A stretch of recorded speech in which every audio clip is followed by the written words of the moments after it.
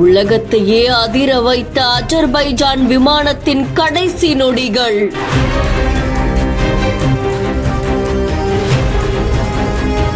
தீப்பிழம்புகளுடன் சிதைந்த விமானத்தில் பரிதாபமாக உயிரிழந்த பயணிகள்.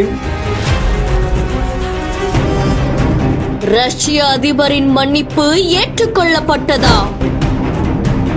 அஜர்பைஜான் ஏர்லைன்ஸுக்கு சொந்தமான எம்ப்ரையர் 190 அப்படின்ற விமானம் ஒண்ணு 67 பேரோட தலைநகர் பாக்கூல இருந்து ரஷ்யாவுக்கு கடந்த 25ஆம் தேதி புறப்பட்டிருக்கு.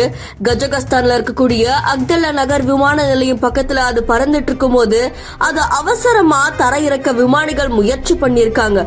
ஆனா தரை இறங்குறதுக்கு முன்னாடியே அந்த விமானம் கட்டுப்பாட்டு இழந்து தரையில மோதி வெடிச்சு சிதறி இருக்கு.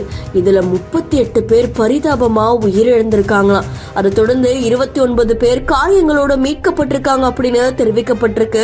பறவைகள் மோதலாலதான் விமானியோடைய கட்டுப்பாட்டை இழந்து இந்த விபத்து ஏற்பட்டிருக்கலாம் அப்படின்னு முதல்ல கருத்தப்பட்டுச்சு. வான் பாதுகாப்பு சிஸ்டம் அல்லது ஏவுகணை மூலம் தாக்குதல் நடந்திருக்கலாம் அப்படின்ற மாதிரியும் கூறப்பட்டுச்சு. அதற்கான அடையாளங்களுமே விமானத்துல தென்பட்டதா சந்தேகம் எழப்பட்டுச்சு.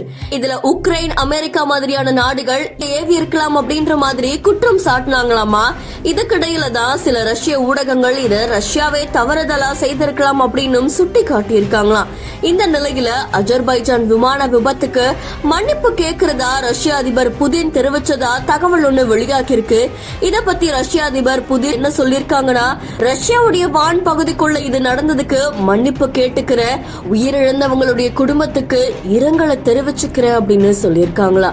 காயம் அடைஞ்சவங்க விரைவா குணமடையவும் பிரார்த்திக்கிற அப்படின்னு அவர் தெரிவிச்சதா சொல்லப்படுது. உக்ரைன் ட்ரோன்களை தாக்குறதா நினைச்சு ரஷ்யா தவறுதலா இந்த விமான தாக்குதலை நடத்திருக்கலாம் அப்படின்ற மாதிரியும் கூறப்படுது.